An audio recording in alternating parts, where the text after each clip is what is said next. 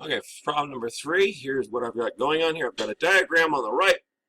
I have a Bohr model of ground state of stable ion of magnesium. This is my fault. This problem shouldn't be on here. It shouldn't say stable ion. It should say neutral atom. Since we don't know how to do a stable one, I'm hoping I didn't fool you at all because, oops, that's on me. So now I'm going to take a look at this, and I'm going to say, all right, so I've got to go find magnesium. Magnesium happens to be right here, Mg. And magnesium's 2412. And so 2412 magnesium. Isn't that nice? All right, 2412 magnesium. All right, that means I got 12 protons. I'm just going to log 12 protons right here.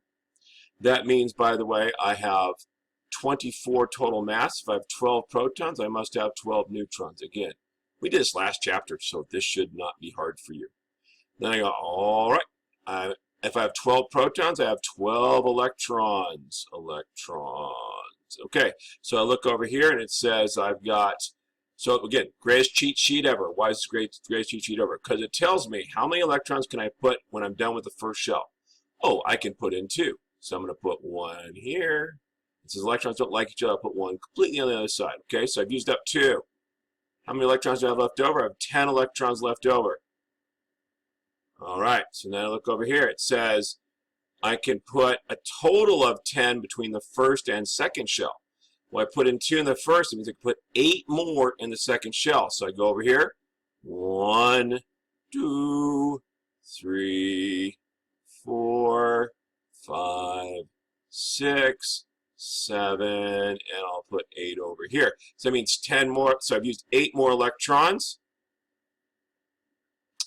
And that means I got 2 electrons left. How many can I put in the next shell? I can put another 8, right? Between 10 and 18, there'll be another 8 I can put in there. But no, I can only put in 2, right? So I put in 2. Why do I only put in 2? Because I only had 2 left over, right? I've only got 2 there. Now, another way, this is the greatest cheat sheet ever. Well, how could this be the greatest cheat sheet ever? Well, look up here.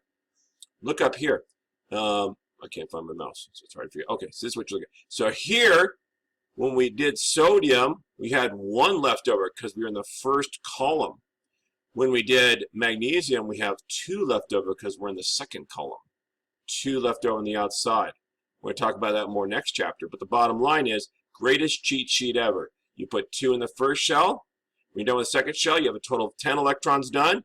When you're done with the third shell, you have a total of 18 electrons done. All right? All right, so I'm going to post this one. Again, if you have additional questions, say, Mr. Resnick, I still don't get it after you showed me how to do problem number 3.